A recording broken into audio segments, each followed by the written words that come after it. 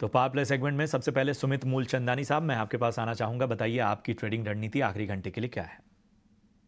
देखिए, अभी last stock आपने डिस्कस किया था एमएनएम का। यही हमारा एक बीटीएसटी कैंडिडेट भी हमें लग रहा है। Current market price is 2935। Stop loss maintain करेंगे 2870 का फॉर द टारगेट ऑफ 3100। जो दूसरा स्टॉक हमें पसंद आ रहा है वो है सन फार्मा का। देखिए, आज का जो फर्स्ट सेशन था वो प्रॉफिट बुकिंग लग रहा था, लेकिन काफी अच्छा रिबाउंड किया है और अब near to the days I यहाँ पे स्टॉक ट्रेड कर रहा है।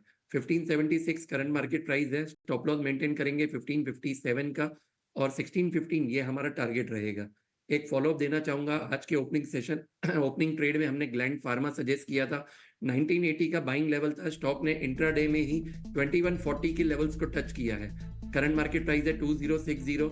इंट्राडे में ही आपको करीबन 5 से 7% का प्रॉफिट मिल रहा है, तो अगर किसी को प्रॉफिट बुकिंग करनी है तो बिल्कुल यहाँ पे ध्यान रखिए।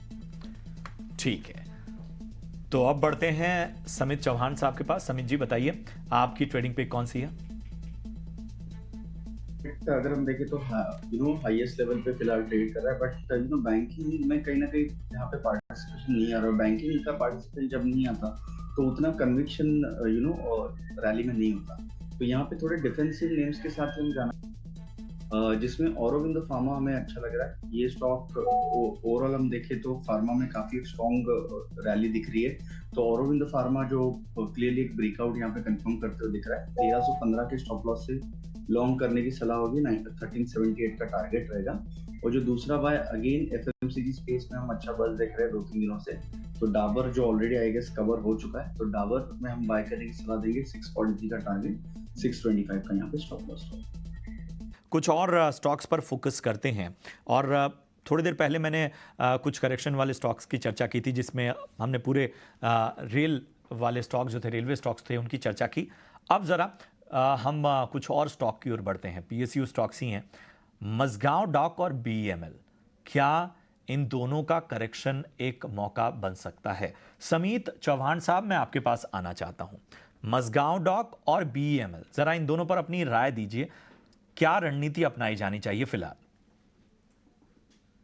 ऑनेस्टली स्पीकिंग, जिस तरह से मज़गांव डॉक और बीईएमएल दोनों स्टॉक्स में हमने जो रैली देखी है, ग्रेविटी डिफाइंग रैली है। तो यहाँ पे ये करेक्शन अभी भी, मतलब अगर लास्ट 2 दिनों के हम प्राइस एक्शन को अगर करेक्शन बोले तो वो थोड़ा डिफिकल्ट रहेगा, क्योंकि कुछ ज्यादा बड़े इसमें अभी तक भी प्रॉफिट बुकिंग आई नहीं है। माइल्ड एक एक पॉज है, उसका इंटरमीडिएट पॉज दिख रहा है फिलहाल। तो हमारे ख्याल से ये स्टॉक में देखिए low hanging fruit is already gone. तो यहाँ पे आपको अगर थोड़ा लंबे नजरिए से अगर निवेश करना है, तो आइदर डिसेंट करेक्शन या टाइम प्राइस या टाइम वाइज करेक्शन, ये दोनों में से एक पॉसिबिलिटी यहाँ पे आना काफी इंपॉर्टेंट रहेगी।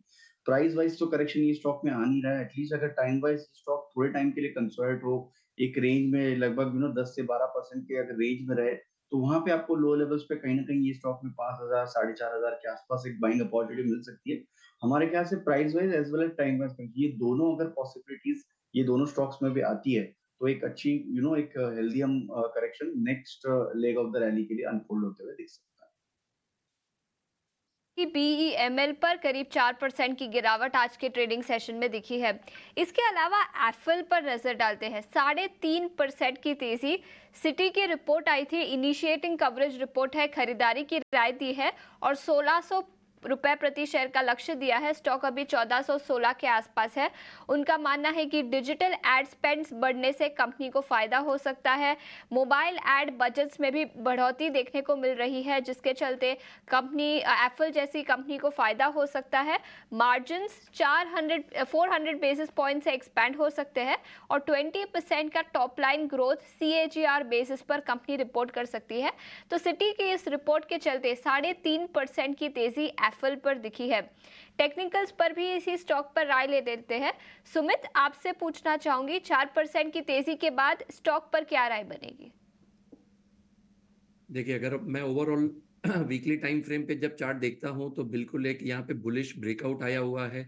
स्टॉक ने अपना रेंज ब्रेकआउट दिया है ऑलमोस्ट फ्रॉम February 22। तो करीबन 2.5 साल के बाद जो है अपना एक रेंज ब्रेकआउट दिया है। 1340 का जो लेवल है वो काफी एक इंपॉर्टेंट रेजिस्टेंस था। वीकली क्लोजिंग आने के पूरे चांसेस है। तो अगर किसी का लॉन्ग टर्म नजरिया है तो बिल्कुल आप बने रहिए। हम एक्सपेक्ट कर रहे हैं करीबन यहाँ से 20% का मूवमेंट, दैट इज अराउंड 1685। तो बने रहने की सलाह रहेगी। अगर कोई स्विंग ट्रेडर है, तो आज के सेशन में देखिए जो ओपन हाई था, वो प्रॉफिट बुकिंग बन रहा है, तो हमें लग रहा है कि और भी डाउन साइड पॉसिबल है टिल द लेवल्स ऑफ 1380। तो अगर आपको प्रॉफिट मिल रहा है, तो फिर बुकिंग कीजिए। यहाँ से एक्सपेक्टेशन है 5-1% और डाउन साइड जाने का। आगे बढ़ते हैं और ऑटो शेयरों पर भी नजर डालते हैं। आज की ट्रेडिंग सेशन में मारुति सुजुकी की तो हमने बात की ही, लेकिन इसके अलावा अपोलो टायर्स करीब 3.5% की तेजी यहां पर है। बॉश और एमएनएम में भी 3 से 3.5% की तेजी दिखी है। समित, आपसे पूछना चाहूंगी, तीनों ही स्टॉक्स पर टेक्निकल्स पर क्या राय रहेगी? अपोलो टायर्स, बॉश और एमएनएम। देखिए अपोलो टायर्स की अगर बात करें तो स्टॉक लास्ट 1-2 सालों में एक रैंक आउट परफॉर्मर रहा है with in the tyre space. अभी भी अगर हम देखें तो 3-4 दिनों का इसने एक करेक्टिव फेज कंप्लीट करके वापस आज सुबह से हम अच्छा खासा ट्रैक्शन ये स्टॉक में देख रहे हैं। तो यहाँ पे एक इम्पोर्टेंट लेवल 552 555 के रहेंगे। ये लेवल जैसे सरपास होते हैं आपको एक मल्टी मंथ ब्रेकआउट इसमें कंफर्म होता है दिख सकता है। फिर प्रोबेबिलिटी काफी ज्यादा है कि 575 580 जो एक अनचार्टेड टेरिटरी के लेवल्स है वो ये स्टॉक छू सकता है आने वाले दिनों में। तो बायस हम पॉजिटिव रखेंगे। 555 के ब्रेकआउट के ऊपर एक अच्छी खासी बाइंग अपॉर्चुनिटी होगी। लोअर साइड पे 520 555 का एक काफी एक स्ट्रॉन्ग सपोर्ट ये स्टॉक के लिए बन चुका है। बॉश की अगर बात करें तो ये इतना उतना ज्यादा ट्रेडर फेवरेट काउंटर नहीं है, लो बीटा है। तो ये स्टॉक में आपको मोमेंटम ट्रेडिंग तो डेफिनेटली अवॉइड करनी चाहिए। अगर कोई भी एक प्राइस वाइज डिक्लाइन टुवर्ड्स से 33,000 33,500 अगर ये स्टॉक में मिलता है, तो वहां पे आपको एक बाइंग की अपॉर्चुनिटी मिल सकती है। एमएनएम की बात करें तो यहाँ पे एक मोमेंटम प्ले एमएनएम में हो सकता है। स्टॉक लगभग 1-2 हफ्ते से कंसोलिडेट कर रहा था और आज कहीं ना कहीं उसके इंट्राडे चार्ट पे हमें ब्रेकआउट आते हुए दिख रहे हैं। तो यहाँ पे एटलीस्ट मोमेंटम पर्सपेक्टिव से स्टॉक में 2975 2985 के लक्ष्य आने की पॉसिबिलिटी यहाँ पे दिख रही है। तो ये है ऑटो पॉकेट्स में तमाम जो स्टॉक हैं उस पर खास राय समित चौहान जी की। रेमंड के शेयर पर नजर डालते हैं। करीब 3.5% की गिरावट इस स्टॉक में दिखी है। याद रखें, कुछ ही समय पहले न्यूज आई थी डीमर्जर के चलते कंपनी का रियल एस्टेट लाइफस्टाइल बिजनेस अब डीमर्ज हो जाएगा, और उसके बाद स्टॉक में अच्छी खासी तेजी भी दिखी है।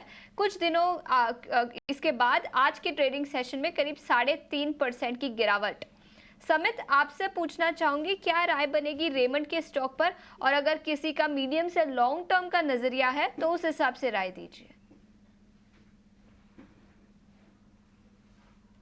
देखिए अगर थोड़ा medium to long term view पकड़े तो ये स्टॉक एक स्ट्रॉन्ग बुल ट्रेंड में है। काफी एक मैसिव रैली हमने लास्ट 1-1.5 सालों में ये स्टॉक में देखी है।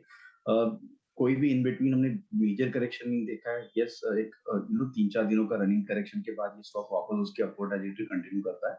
बट अभी कहीं ना कहीं हम देखें तो जो लास्ट मंथ में हमने जाइजेंटिक मूव ये स्टॉक में देखी थी, आज ये मंथ में इनिशियली फॉलो अप मूव भी दिखा था। तो उसके चलते थोड़ा प्राइजेस अगर हम मंथली चार्ट पे देखें तो ये ओवर स्ट्रेच्ड हो गया है। क्योंकि जो मूविंग एवरेजेस जो इंपॉर्टेंट मूविंग एवरेजेस रहते हैं उनसे काफी ज्यादा ये डिविएट हो चुके हैं। तो इसलिए हमें लगता है कि थोड़ी बहुत प्रॉफिट बुकिंग आना लाजमी था और यही हमने लास्ट 2 दिनों में देखा है। ये और थोड़ा एक्सटेंड हो सकता है स्टॉक में, और थोड़ा हम कूल ऑफ देख सकते हैं जिसमें, क्योंकि ये हाई बीटा काउंटर है तो आपको थोड़े बहुत करेक्शन भी इसमें बड़े परसेंटेज वाइज बड़े दिख सकते हैं। तो लगभग 2800 2700 तक अगर इसमें करेक्शन आता है तो वो एक हेल्दी करेक्शन माना जाएगा। और हमें लगता है कि पॉसिबल है नेक्स्ट 1 वीक का अगर हम टाइम होराइजन रखे तो ये स्टॉक में एक हम करेक्शन थोड़ा गहरा हुआ देख सकते हैं। बट 2800 से लेके 2600 के आसपास का काफी एक स्ट्रॉन्ग डिमांड जोन है। वहां पे हमें वापस एक बाइंग अट्रैक्ट होते हुए देख सकते हैं।